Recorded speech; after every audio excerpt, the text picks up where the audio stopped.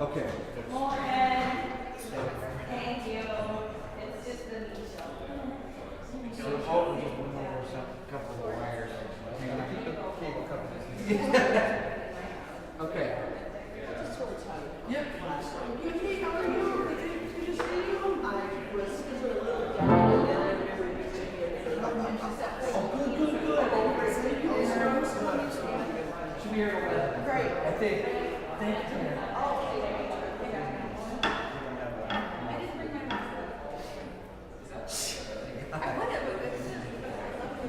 Oh yeah.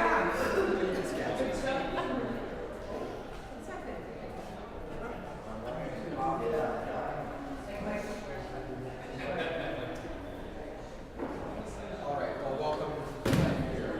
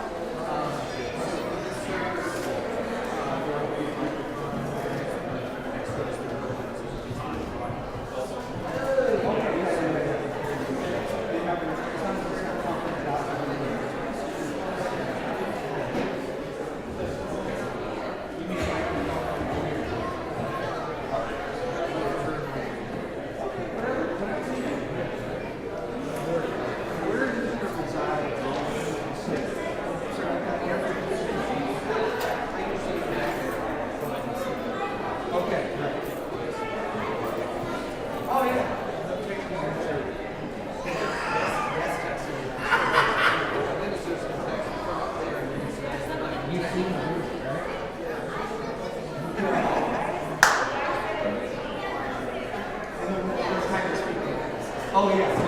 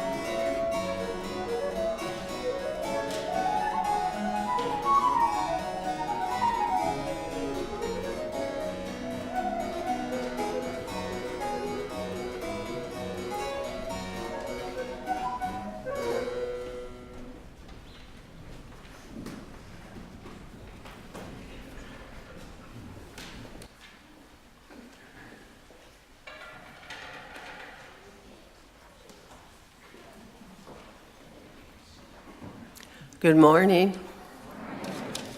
Welcome to the First Unitarian Society of Madison. We are a community where curious seekers gather to explore spiritual, ethical, and social issues in an accepting and nurturing environment. UU support the freedom of conscience of each individual, as together we work to be a force for good in the world. My name is Karen Rose Gredler, and on behalf of the entire congregation, I offer a special welcome to visitors and newcomers. As a welcoming congregation, we celebrate the presence of all among us. We sincerely hope our service will spark your mind, touch your heart, and enrich your spirit. This is a great time to silence cell phones or anything else that's making noise and take a few moments to become fully present with ourselves and one another during this time together.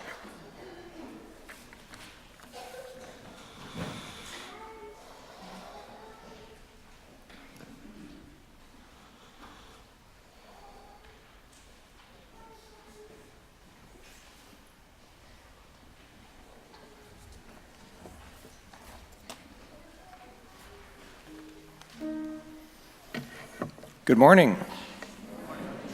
We're going to sing together hymn number 188 in your gray hymnal. Come, come, whoever you are. We'll sing it 2 times through in unison as a group, and then 2 times through again as a round. This will be group 1 to my left. This will be group 2 to my right. If you don't like the group to which you've been assigned, you should feel free to revolt in a musical and gentle manner. Let's rise.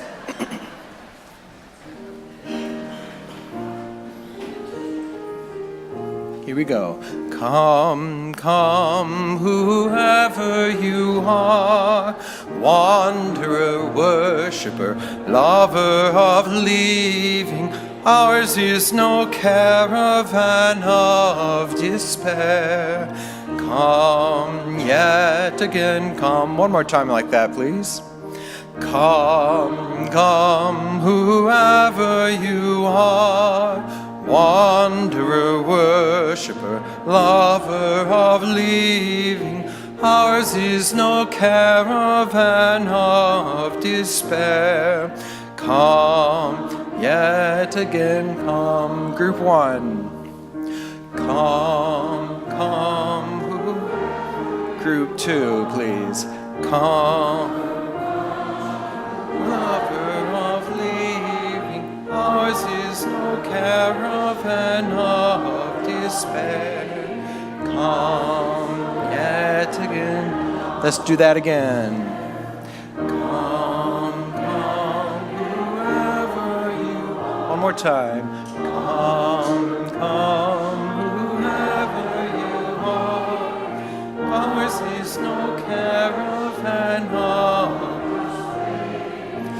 come yet again, come.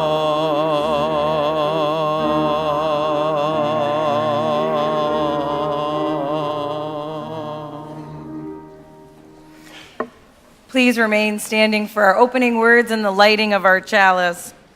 Come, come, whoever you are, with your hurts, your imperfections, your places that feel raw and exposed.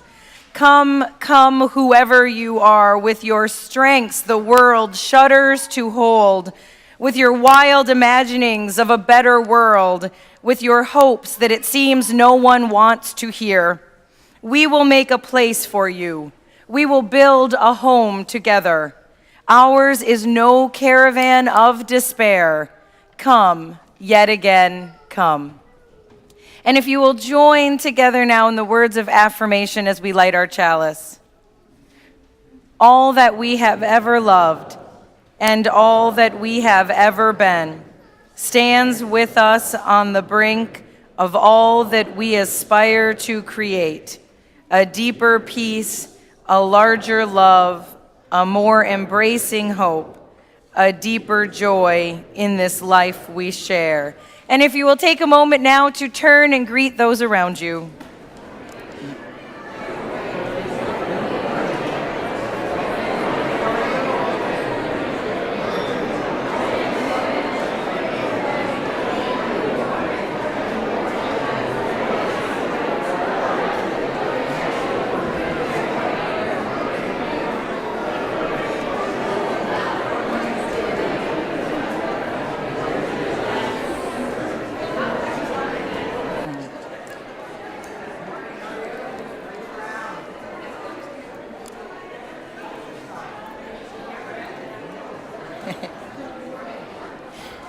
And I invite anyone who would like to come forward for our story to come on up.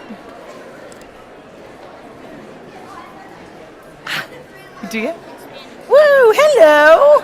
Hi. How are you? That's all right.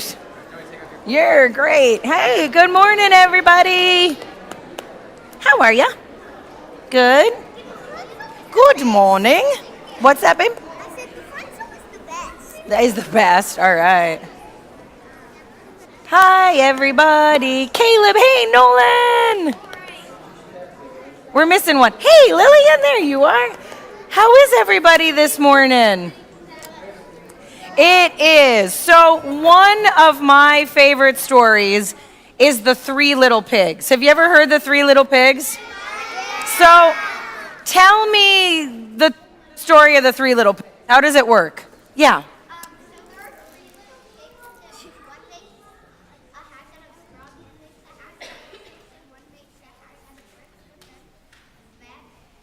Mm-hmm.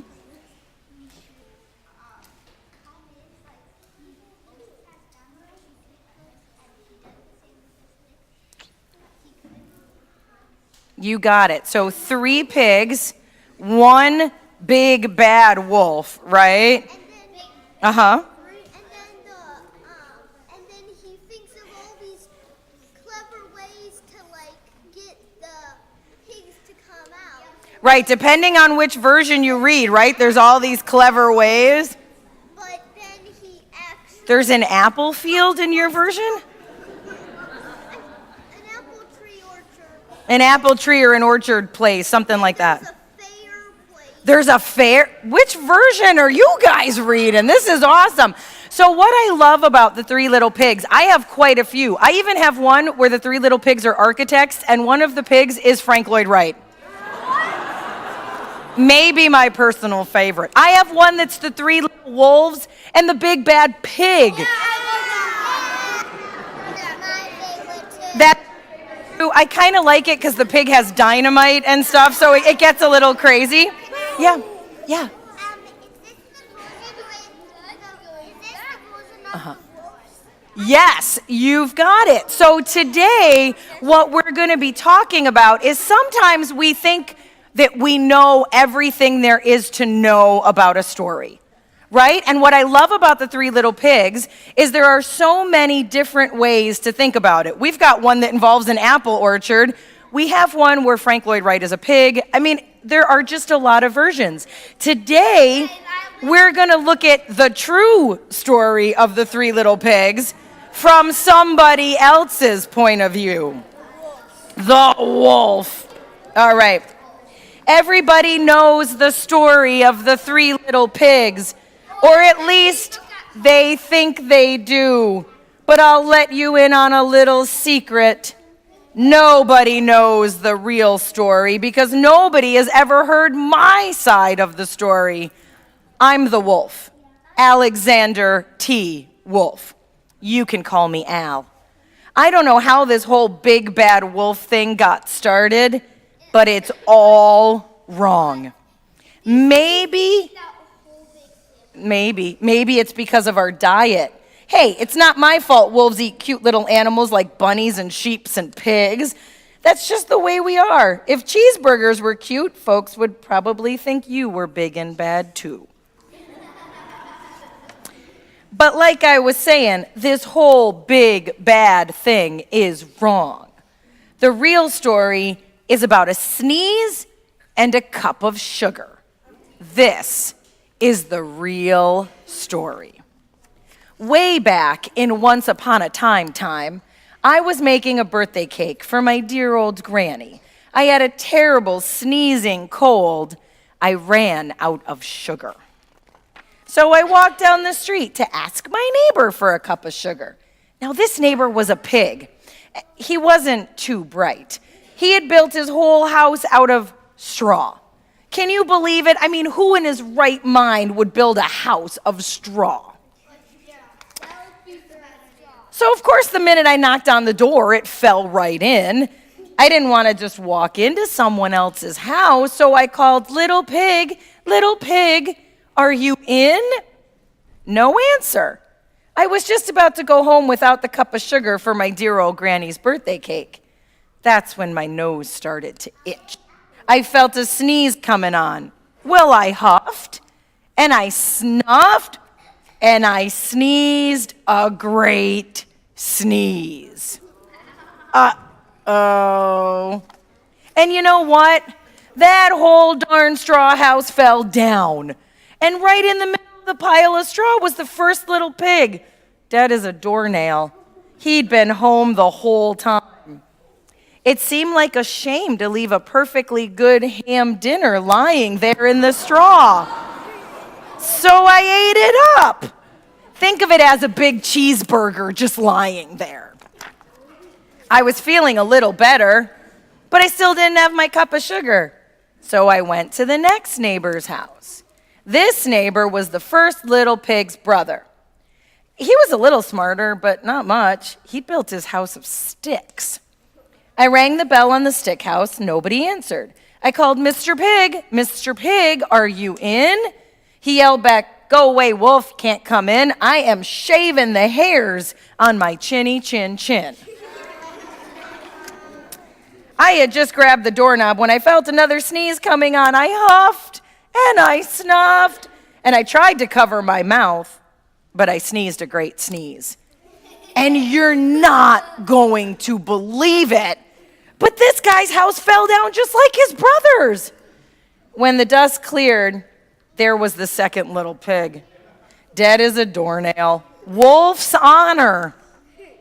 Now, you know food will spoil if you just leave it out in the open. So I did the only thing there was to do. I had dinner again. Think of it as a second helping. I was getting awfully full, but my cold was feeling a little better, and I still didn't have that cup of sugar for my dear old granny. So I went to the next house. This guy was the first and second pig's brother. He must have been the brains of the family because he built his house out of bricks. I knocked on the brick house. No answer. I called Mr. Pig. Mr. Pig, are you in? And do you know what that rude little porker answered? Get out of here, wolf. Don't bother me again. Talk about impolite. He probably had a whole sack full of sugar. And he wouldn't give me even one little cup for my dear sweet old granny's birthday cake. What a pig. I was just about to go home and maybe make a nice birthday card instead of a cake when I felt my cold coming on. I huffed and I snuffed and I sneezed once again. Then that third little pig yelled, and your old granny can go sit on a pin. Now I'm usually a pretty calm fellow. But when somebody talks about my granny like that, I go a little crazy. When the cops drove up, of course, I was trying to break down the pig's door, and the whole time I was huffing and puffing and sneezing and making a real scene. The rest, as they say, is history. The news reporters found out about the two pigs I had for dinner. They figured a sick guy going to borrow a cup of sugar wasn't very exciting. So they jazzed up the story with all that huff and puff and blow your house down, and they made me the big bad wolf. That's it. That's the real story. I was framed. But maybe you could loan me a cup of sugar. What do you think of that now? What do you think of that side of the story? You think what? You think he's old. You think he's been in there for a while now? Yep. I think he's a grandpa. Yeah.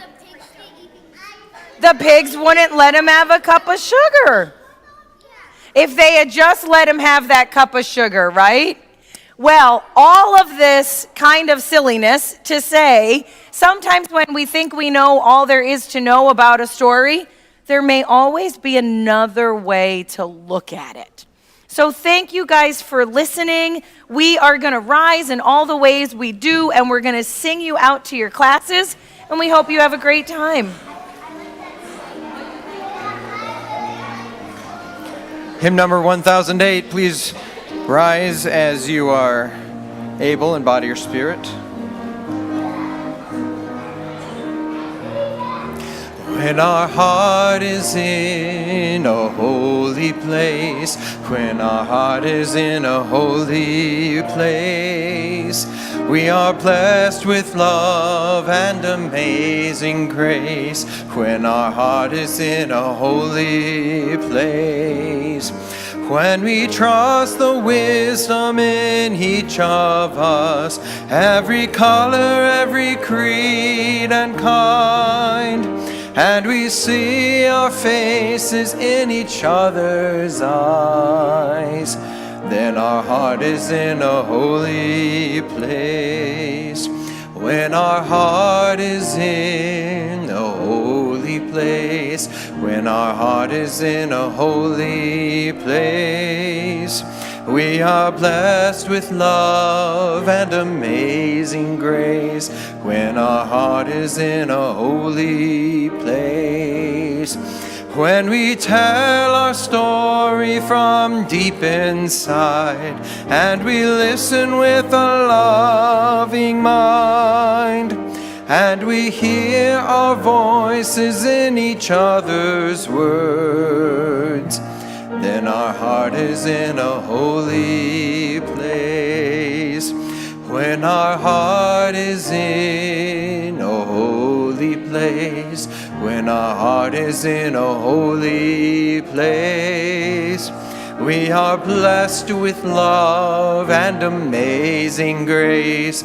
When our heart is in a holy place, when we share the silence of sacred space, and the God of our heart stirs within, and we feel the power of each other's faith, then our heart is in a holy place. One more time. When our heart is in a holy place, when our heart is in a holy place, we are blessed with love and amazing grace. When our heart is in a holy place, when our heart is in a holy place. Please be seated.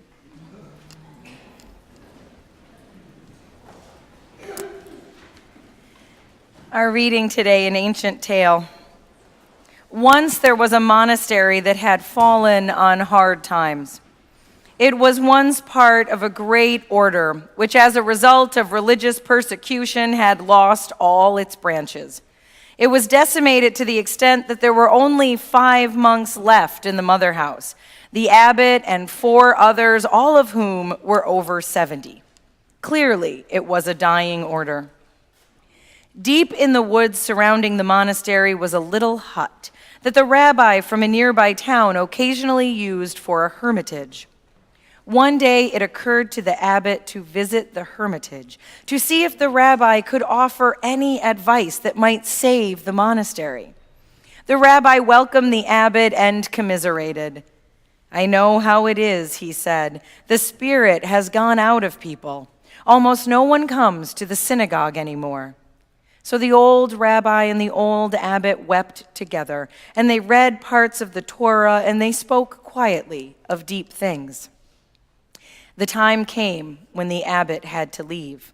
They embraced, and the abbot said, "It has been wonderful being with you, but I have failed in my purpose for coming.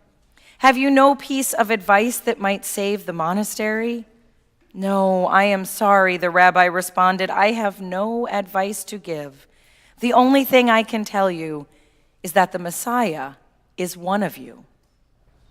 When the other monks heard the rabbi's words, they wondered what possible significance they might have. "The Messiah is one of us here at the monastery? Do you suppose he meant the abbot? Of course it must be the abbot, who's been our leader for so long. On the other hand, he might have meant Brother Thomas, who was undoubtedly a holy man. Certainly he couldn't have meant Brother Elrod. He is so crotchety. But then Elrod is very wise. Surely he couldn't have meant Brother Philip. He's much too passive. But then, magically, he is always there when you need him. Of course, he didn't mean me, yet, wait, supposing he did. Oh, Lord, not me. I couldn't mean that much, could I? As they contemplated in this manner, the old monks began to treat each other with extraordinary respect, on the off chance that one of them might be the Messiah, and on the off chance that each monk himself might be the Messiah, they began to treat themselves with extraordinary respect. Because the forest in which it was situated was beautiful, people occasionally came to visit the monastery, to picnic, or to wander the old paths, most of which led to the dilapidated chapel. They sensed the aura of extraordinary respect that surrounded the 5 old monks, permeating the atmosphere. They began to come more frequently, bringing their friends, and their friends brought friends. Some of the younger men who came to visit began to engage in conversation with the monks. After a while, one asked if he might join, then another and another.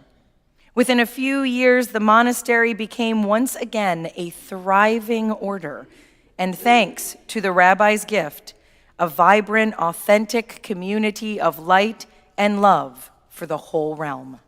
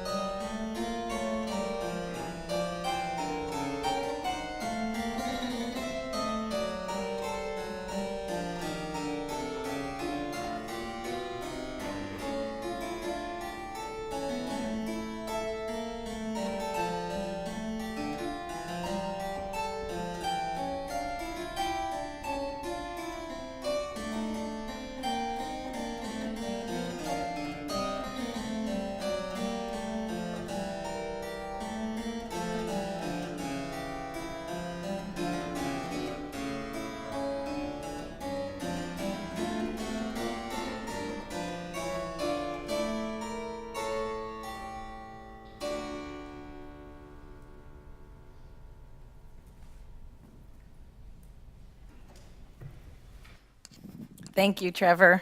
It's always wonderful to have you here with us.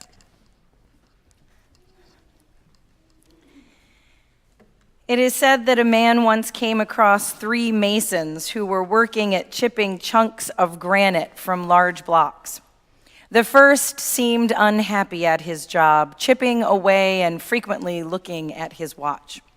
When the man asked what it was that he was doing, the first mason responded rather curtly, "I am hammering this rock and I can't wait till I get to go home." A second mason, seemingly more interested in his work, was hammering diligently, and when asked what it was that he was doing, answered, "Well, I'm molding this block of rock so that it can be used with others to construct a wall. It's not bad work, but I'll sure be glad when it's done." A third mason was hammering at his block fervently, taking time to stand back and admire his work. He chipped off small pieces until he was satisfied that it was the best that he could do. When he was questioned about his work, he stopped, gazed skyward, and proudly proclaimed, "I am building a cathedral." 3 men, all doing the same job, but making very different meaning out of their situation. Our lives are shaped by the stories we tell. As we look at our own lives and how we spend our days, do we look at them and say we are hammering rocks, or are we shaping a cathedral? The stories we tell about ourselves, individually and collectively, matter. How do we tell the fullest story we can of who we are? How do we leave room for new stories to be added? How do we allow others to come into the fullness of their stories as well? We all have stories we tell about ourselves, and oftentimes our stories are full of those moments when we believed we failed, all the things we didn't do, the promises we didn't keep. These stories do not leave room for much possibility, and many times do not allow room for hope or growth or new learning. They are stories that cut us off from the fullness of life and potential. The research psychologist Tim Wilson, who looks at narrative therapy, tells us that good stories are the ones that give us a sense of purpose. We feel like we are working toward something and that we are making progress toward it.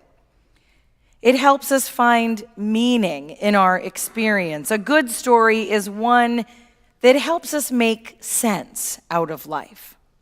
Our lives and our pathways, he said, are not fixed in stone. Instead, they are shaped by story. The ways in which we understand and share the stories of our lives makes all the difference. If we tell stories that emphasize only desolation, then we become weaker. If we tell our stories in ways that make us stronger, we can soothe our losses and ease our sorrows. Learning how to re-envision the stories we tell about ourselves can make an enormous difference in the way we live our lives. Now, since the age of 7, I have carried a story that was given to me by someone else.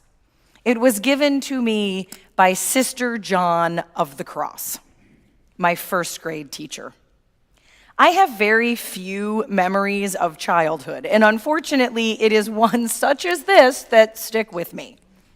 Now, on this fine day, we were coloring some picture of some sort, and I colored my whole picture blue. My best friend at the time, Joey Naito, had pulled out his box of Crayolas and he was going to town.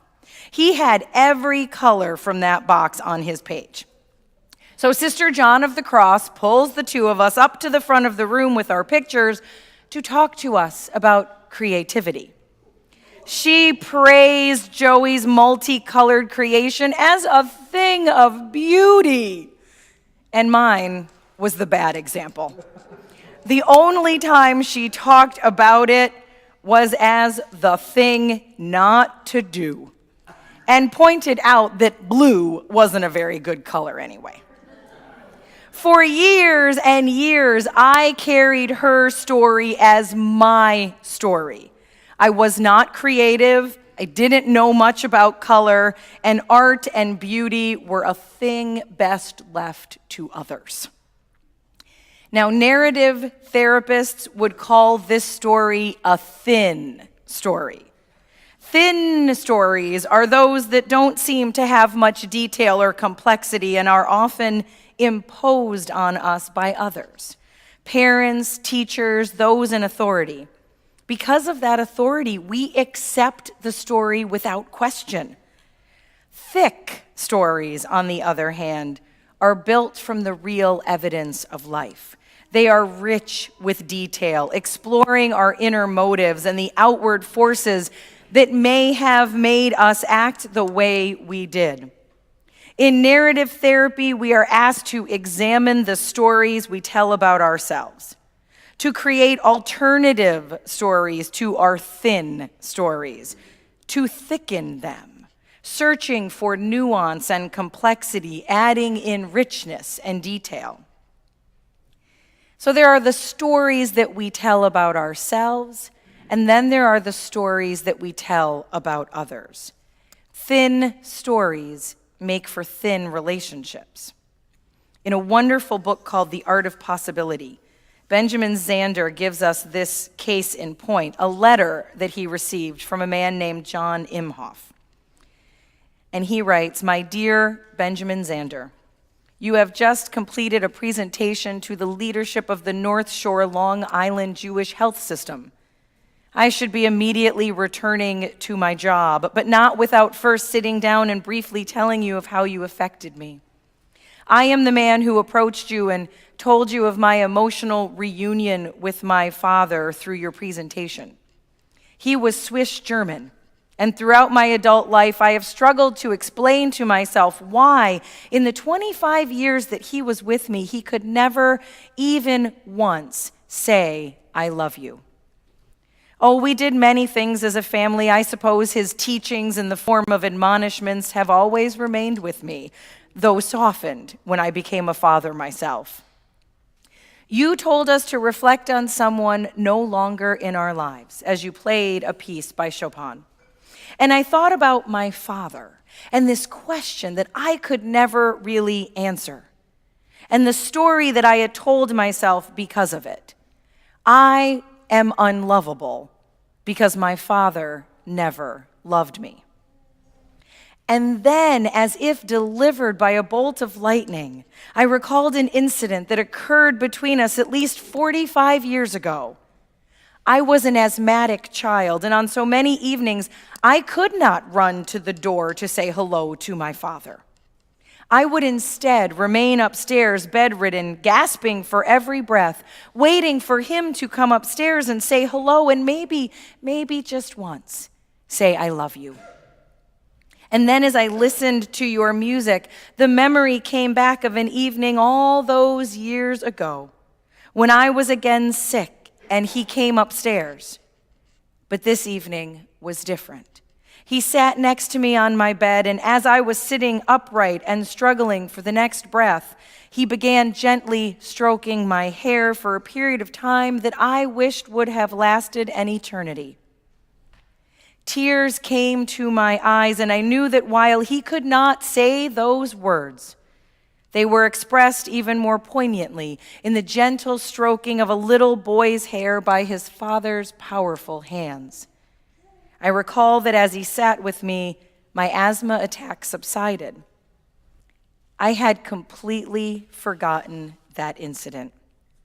I must have buried it in my own desire to keep my father at a distance, to prove my story that I was unlovable, that he was cold and only cared about work.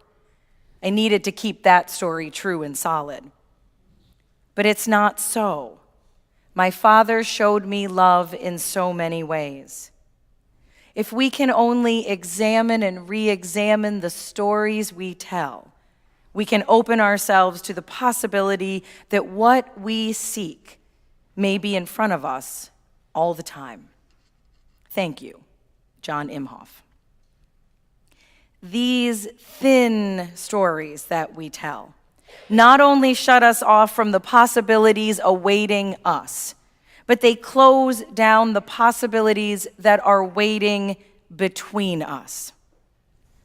Now, another way to look at this comes from a TED Talk that's called The Danger of a Single Story, in which the Nigerian writer Chimamanda Ngozi Adichie warns of the dangers of carrying these thin stories. She calls them the single story.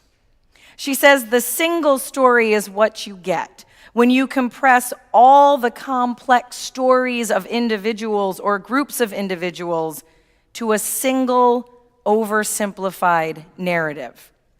Told enough times, these stories get internalized and we forget that they are merely stories. They can be stories given to us by others, like the story given to me by Sister John of the Cross, when someone else compresses the complexity of who you are into one story that you then carry throughout your life. She offers this example when she inadvertently bought into the single story of another. She said, "I come from a conventional middle-class Nigerian family. My father was a professor, my mother was an administrator, and so we had, as was the norm, live-in domestic help, who would often come from the nearby rural villages. So the year I turned 8, we got a new houseboy whose name was Fide. The only thing my mother told us about him was that his family was very poor. My mother sent yams and rice and our old clothes to his family, and when I didn't finish my dinner, my mother would say, 'Finish your food, don't you know? People like Fide's family have nothing.' So I only felt enormous pity for Fide's family. Then one Saturday, we went to his village to visit, and his mother showed us a beautifully patterned basket made of dyed raffia that his brother had made. I was startled. It had not occurred to me that anybody in his family could actually make something. All I had heard about them was how poor they were, so that it had become impossible for me to see them as anything else but poor. Poverty was my single story of them." We are not a single story, but a rich combination of multiple stories that create the tapestries of our lives. Adichie said, "What if my mother told me that Fide's family was very poor and very hardworking, extremely creative, makers of beauty?" The process of creating the stories of our lives is a process of invention. We get to create the ones that bring us hope and meaning. Reject the ones that hold us back or harm us. And when we realize these stories of ourselves are in fact stories, we can change them, adapt them, add to them, make them more complex. When we create thick stories for ourselves, we are recognizing all that we bring. And we can find freedom and new life in these stories for ourselves, and then we can help others find freedom as well. When we recognize that we are stories that are complex and dynamic, that we are each multi-storied, then we are less likely to step into the trap of creating a thin, single story of another. Years later, when Adichie left Nigeria for the United States to attend college, she recalled this story of Fide and his family when she met her first roommate, who was quite shocked by her. Her roommate asked, where had she learned English so well, and was surprised to learn that English is the official language of Nigeria. She asked if she could listen to Adichie's tribal music, and was greatly disappointed when Adichie pulled out a tape of Mariah Carey. She assumed that she didn't know how to use a stove. Her roommate had a single story written of her before she ever arrived. A story that was kind of a patronizing, well-meaning pity. Her single story of the continent of Africa was one of catastrophe, one of a people who couldn't do anything for themselves, who needed to be saved by a foreigner. How do you do this, Adichie asked? How do you create a single story? You show a people as only one thing over and over and over again, and they become that story. You tell a person that they are only one thing over and over and over again, and they become that story. Our culture can also tell thin stories that do not reflect the complexities of our world.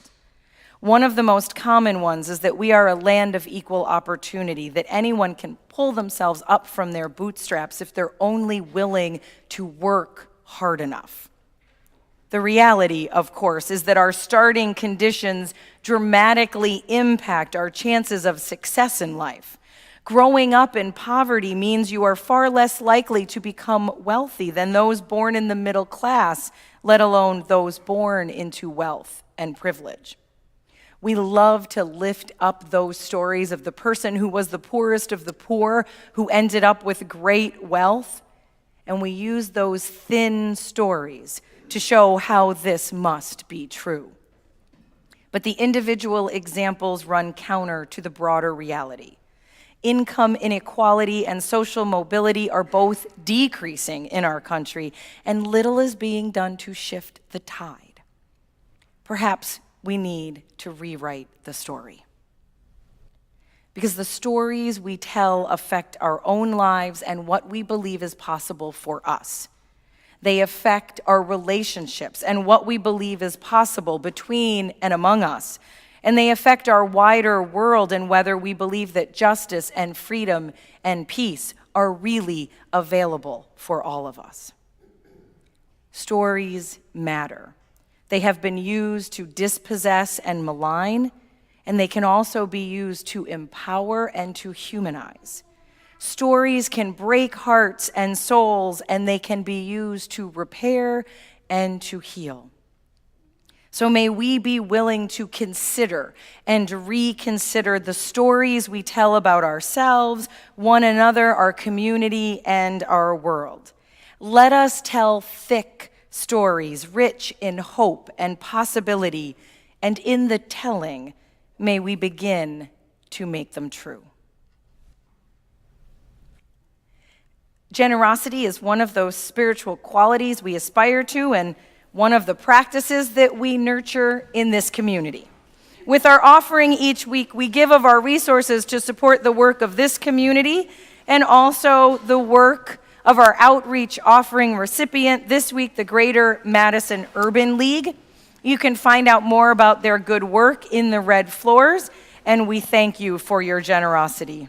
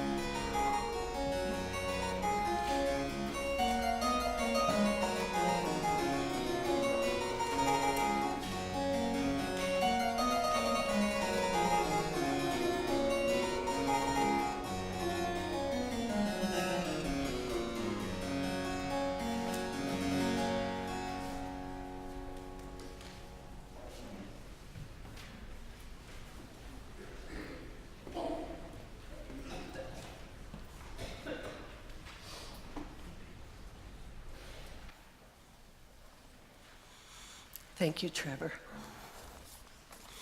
And thanks to you all for all of your generous gifts. We also want to recognize those people who helped to make this service possible with their gifts of service. Our greeters were Claire Bach and Joyce Carey. At our welcome table out in the loggia, we have Mary Bergen. Ushers were Michael Lossy, Mary Savage, and Marty Hollis. Hospitality, those people who fix our coffee and lemon water, are Terry Felton and Lois Evenson this morning.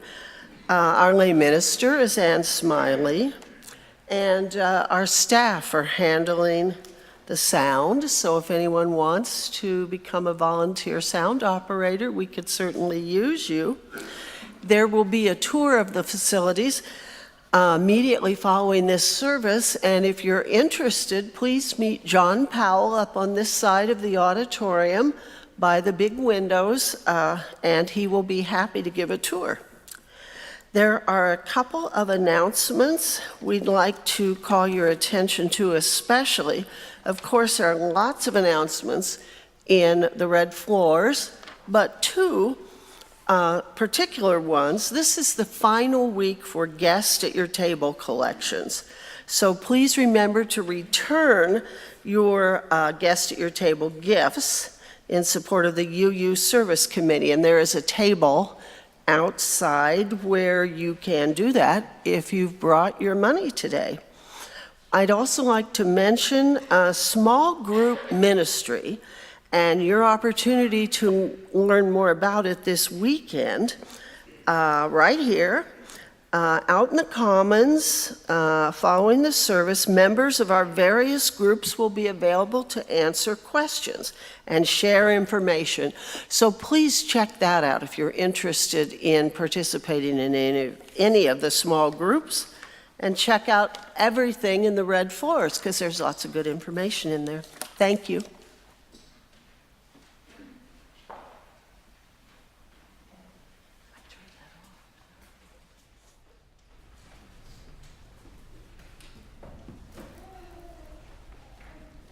We join together each week, a community who gathers with joys and sorrows written on our hearts. In this place, we love and are loved. We give and receive in return. This week, we share the joy of Ann Smiley, who wishes a happy birthday to her son, Will, who is in Delhi today with his in-laws. He and his wife, Madhavi, will also celebrate their second wedding anniversary there the day after tomorrow. We hold Norma Swanson, the mother of Janet Swanson, in our hearts today. Norma passed away last Sunday. We're also thinking of Ron Valenza, the son of Janine Nussbaum, who is in his final days at a Grace Hospice. And we remember Lee Weiss, a very generous and loving woman whose memorial service was here on Friday evening, and our flowers today are a gift from her chalice group in her memory. We hold all those joys and sorrows too tender to share that live in the fullness of our hearts. May we remember that we are part of the web of life. May we be grateful for this miracle of life we share and the hope that gives us the power to care, to remember, and to love. And I now invite you to rise in all the ways we do for our closing hymn, number 151.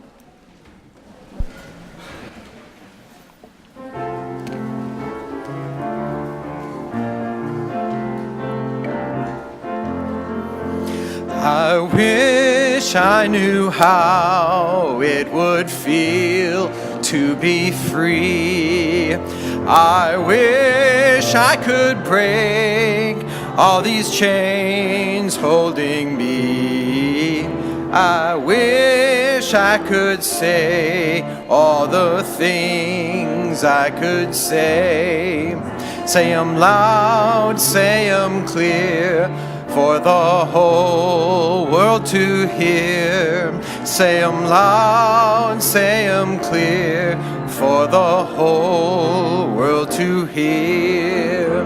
I wish I could share all the love in my heart. Remove all the bars that still keep us apart. I wish you could know what it means to be me. Then you'd see and agree everyone should be free. Then you'd see and agree everyone should be free. I wish I could give all I'm longing to give.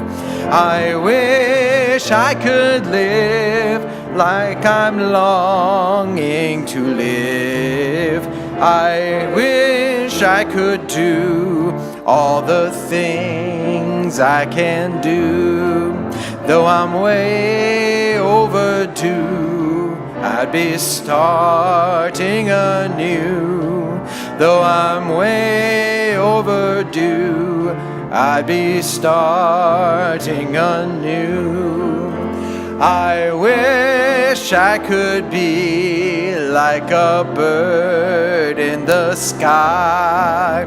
How sweet it would be if I found I could fly.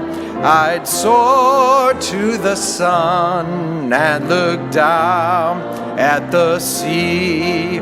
Then I'd sing 'cause I know how it feels to be free.